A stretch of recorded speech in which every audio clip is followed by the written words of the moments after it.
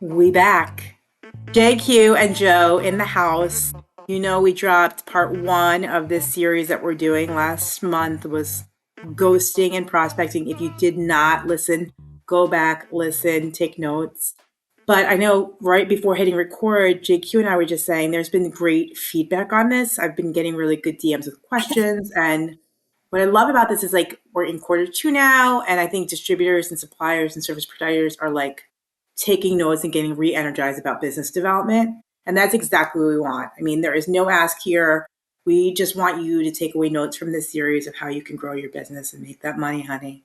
All right? Make that money, honey. Get it. Get it. So we want to reiterate, this is going to be about 6 to 7 month series. We'll be dropping these once a month through Promo Kitchen. Make sure to follow Promo Kitchen on all your channels, LinkedIn, Instagram, all the good things. And we're going to have different topics each month. And every time we talk about a topic, there will be actionable items for you. So this topic this month is going to be about burnout and prospecting and just recognizing the strategies for that, maintaining consistency, how to keep going at it when you feel like I cannot do this anymore. And that is a real thing in sales. So we'll talk a little bit about that today, but we also want to walk away with you feeling prepared to have some action items how to tackle that. JQ, I'm going to kick it to you to start this off. Yeah. So when we decided that we were going to address this together, I started to kind of make notes on my little Post-its. I keep my little Post-its here and I just make notes as I go. So looking at my Post-its, I made notes around recognizing signs of prospecting burnout, very specific. I also made notes around strategies for maintaining consistency and preventing burnout. And so that's kind of where my head went when we decided we were going to talk about this. I know you're pretty consistent with this, and I think you've said that there's some sort of touch point in prospecting for you every day. Everything. What did you hear that, everyone? Every day. Every day. I'm prospecting right now by growing my relationship with you, my customer. This is me prospecting. I'm connecting with you. I'm bonding with you. So just a heads up, prospecting right now. It works. I'm going to buy your shit. Look at that. It works. It works, guys. Look, done. We're done. Now, I mean, it's true. I also try to touch something every day. And I know that's not like the normal mentality to get excited about it. But for me, I block time in my calendar. And when I'm having a crazy day, like we all do in sales, where things come up and there's fires to put out, and more importantly, things to manage, right? That book of business that's flowing. I get more excited about saying, stop, take a 2-minute walk, get back, and tell you 3 touch points for prospecting that are going to make you feel really good, because then you get to follow up on it. My biggest tip right now is try to shift the mentality of I have to I get to. Write it down, everyone. Stop saying I have to. You guys, I'm writing it down legit. I get to. I love it. I have actually written in my fridge on a big piece of paper. My husband took it down. But, I have to work out this morning. Nope, I get to get up and work out this morning. What a blessing that we can do that, right? For me, when I need to do the follow-up for prospecting, I get so excited about the action item that's going to do the follow-up. What I mean by that, if you want me to break this down, is today I sent out 3 spec samples to clients. I'm so excited. Partner really came through on these spec samples. I loved packaging them up. I loved putting a handwritten note in there. And they will deliver tomorrow or the next day. I'm going to be tracking them on UPS. And in 2 days, I get to follow up. So me doing that action item today, me sending out those spec samples, means I get to do the next step. And this next step is a good one, right? It's not an email. It's not a phone call. It's I mailed you something unique and cool with your logo. And now I get to see what the reaction is. Is it the kid in the candy store reaction that we all want and need and swag? So if you can take your mentality of I have to prospect today, I have to fill that pipeline, I have to see what's next, and shift it to I get to, I promise you, perspective will change greatly. I love that. And it's so crazy. I've said this before, but sales, what we do is an honor. This is like such a neat profession. It's an art. It's lifestyle. It's a survival skill. Sales is literally a survival skill. Quote me on that. So every day I wake up and think that, me getting to have these conversations with you and the art of the cycle and your client, it's amazing. So it is like you get to. Totally. The other thing I would say, tips and tricks wise, and like Again, I've shared my story many times, but I'm rebuilding my book of business from zero. And I have been prospecting. I'm in month 4 now. And not gonna lie, a month ago, I called my immediate boss, Stephen Musgrave, and I was like, this is getting harder for me. I had so much success last time. I'm tweaking what I'm doing. I really hope this works out for you. I hope it works out for me. And within 3 weeks, I started to see like a difference in change and shift in activity. So remember, it's a long sales cycle. So what I decided to do in that moment of frustration is celebrate every win. And does that mean closing an order? Yes, gonna go pop a bottle of champagne. No, I mean, Jenna came to me and asked me for 50 notebooks after 3 months of prospecting. Does that feel huge? No, but celebrate every win. There's gonna be initial contact. That might mean she might be referring me to Kate soon or someone else. So take every opportunity and make it magical, make it feel like a huge whale, a huge success, an RFP win. And if you can ride those waves in those moments of small wins in prospecting, that will help tremendously with the burnout because the burnout can lead to imposter syndrome. Am I good at this? Depression. It's hard. It's really hard, especially when you're begging on this for your wallet. It can be very frustrating. So make sure that you celebrate every single win, whether that is a contact, a pickup to a phone call, an answer to a voicemail, a response to a package, a request, an RFP bid, anything. Celebrate every win, small and big. Agreed. Nothing to add to that. I just agree. Everything, there's milestones, right? Create your own milestones. And I agree. Celebrate it because it's a win. That means you can move the ball down the field. Your sales cycle is moving. So that's, yeah, celebrate it. Go off. Pop off. Like we could even dissect prospecting and just like before we even get to this point, before we even hear what is stopping people from prospecting, we could dissect that because there's folks that are listening to us is like, yeah, like we've done this, we've seen successes. There's folks that are listening right now. They're like, okay, but like, how do I get there? How do I even do that? What's my first step? So like, that's kind of where my brain was going. Like, how can we get people to that, where you're at?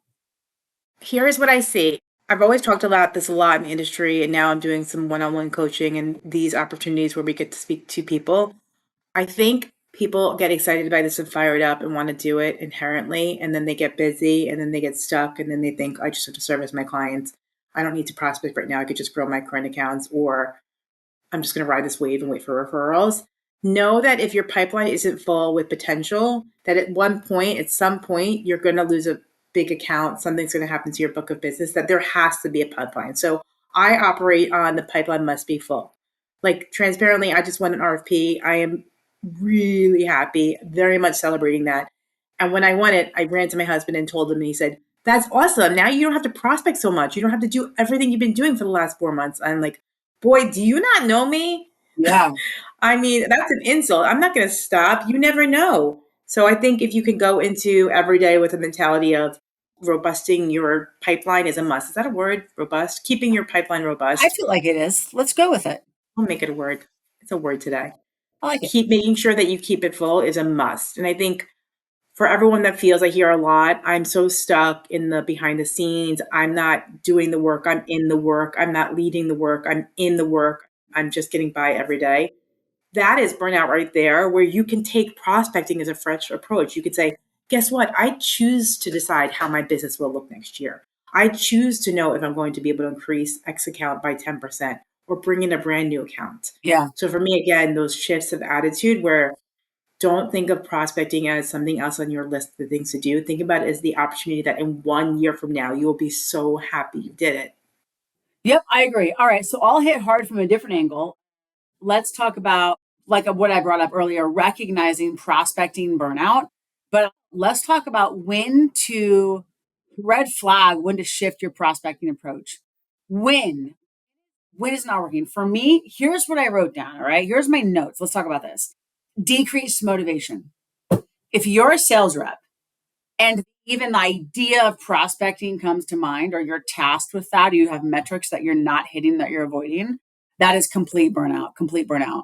For me, and I remember when I was on the supplier side inside sales, for me, I used to get a ton of headaches during the day Really? and fatigue. I felt like I could never hit the metrics. So these physical signs for sales reps to burn out, it Definitely. could be headaches, it could be burnout, neck aches, back aches. So just watch for that. And then I also made a note that there's an emotional strain to prospecting burnout. There's a level of frustration. There could be a level of shortness and irritability at home or in the workplace when it comes to prospecting in general. So just watch for those things. If you've hit those walls at all, if you've even hit decreased productivity, if you've hit that, if you're there, that is prospecting burnout. This conversation's for you.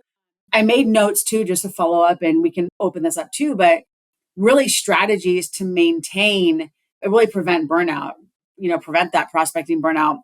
Number one, establish boundaries, meaning like time blocks. Give yourself a time block a day, whether it's every day prospecting or 2 days a week, 3 days a week. Create a schedule, create some sort of a boundary so you know, hey, it's my prospecting time. Get excited about it. If you're planning your workout time to get excited about it and get it in, sales is a lifestyle. Get your prospecting in. Quote me on that. Next, take regular breaks. Don't overwork. Don't overwork. Create a schedule, create your prospecting tasks or duration, and then move on. Don't burn yourself out. And then lastly, I would say, this is my favorite, rotate prospecting methods. Don't do the same thing every day. Do something different. Do something different every day. Get excited about it. There's more, but I'll leave it at that. Great call. And I think I mentioned in this last one, there are so many supplier partners, HPG, others, for the right opportunities. If you said, listen, I know the buyer, I have the opportunity, here's the work I've done and what the reaction I'm getting. JQ, can you please do the spec of this?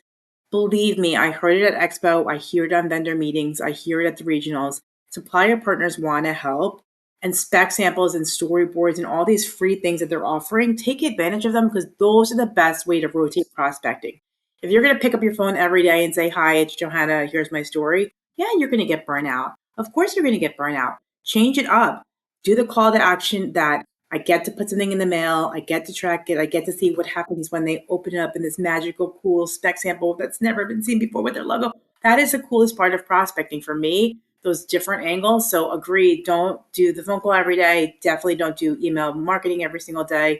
Someone asks you to stop, because that's a boundary for them as well. And be respectful of that. I had someone say today, I'd rather not be on these mailing lists. And I was like, totally understand, 100% can remove you.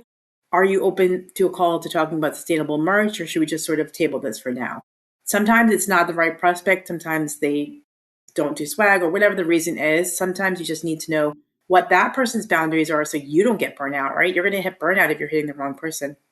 Yeah, 100%. And I think that kind of goes with make realistic goals, make realistic prospecting goals, realistic prospecting metrics for your teams. If you're sales leaders, please don't bring your sales reps out, because I truly believe, and I'll say it again, sales is a lifestyle. Sales is an art. It's an honor that we get to do this. And there's a lot of sales managers out there that are burning their sales reps out, and sales reps are falling out of love with sales. It like breaks my heart because like, it's just like, I'm in love with sales. I'm in love with prospecting. I'm in love with relationship building. I love people so much. And there's a lot of sales reps out there that are being misled by bad sales leadership. So when it comes to prospecting, please don't overthink it. Be direct, be authentic, make yourself realistic prospecting goals. Definitely prioritize self-care. Take a break, take a walk outside, take 2 minutes to stretch or do a deep breathing exercise or something just to give yourself a break, because prospecting does come with a lot of rejection. Yeah. And we talked about it last time as well, movement and just mobility and exercise and family and all the things that are important to us that have a lot in common on the sales side.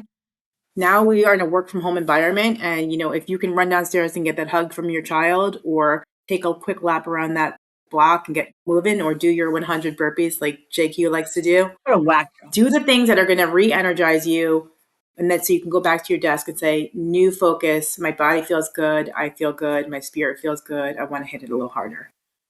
I want to go back to what you said about leadership, actually. That's a really good point as well. And something I also want to share with any leaders listening, or if you're listening and you want to share this with a leader, Pass it on. there is no reason not to also infuse this into the process, this podcast. So I know I did something for Common SKU and SKU Camp 2019, I believe it was. And I had some amazing leaders tell me they took that presentation and used it for sales training for their own individual teams. And like that was super flattering, but of course they should. It's free content and use it if you feel like it's valuable. Sure. This type of conversation usually doesn't go stale. So it could be very real and live. So if you are a leader and you're part of a PeerNet, a legacy group, any buying groups, take it and distribute this to your teams. You don't have to reinvent the wheel on training. Take this material, take this free podcast, encourage your teams to engage with us on LinkedIn. We can help give those tips and tricks, and more than anything, really re-energize your team. And so please, leaders, if you're listening to this, share this internally, use it. Yep. Pass it on. I think it's one thing to say, like, numbers are down, business has been slow, how can we increase sales? No, how about, listen, I recognize we're setting ourselves up for a better half of the year. I think 2025 is going to be even better. Here are some tools we want to put in your email inbox to get you there. Boom.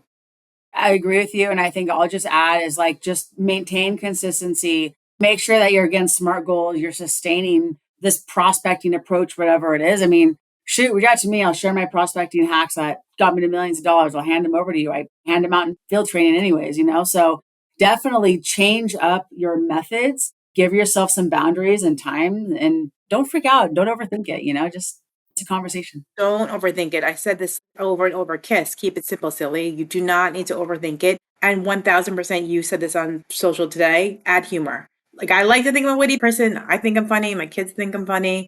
But I think whenever you can get someone to crack a joke and keep things lighthearted, like, if you're not having fun with it, you're just not having fun with it. You're doing it wrong. And when someone can feel the energy that you love your job and you love sales, I'm telling you that translates on a call.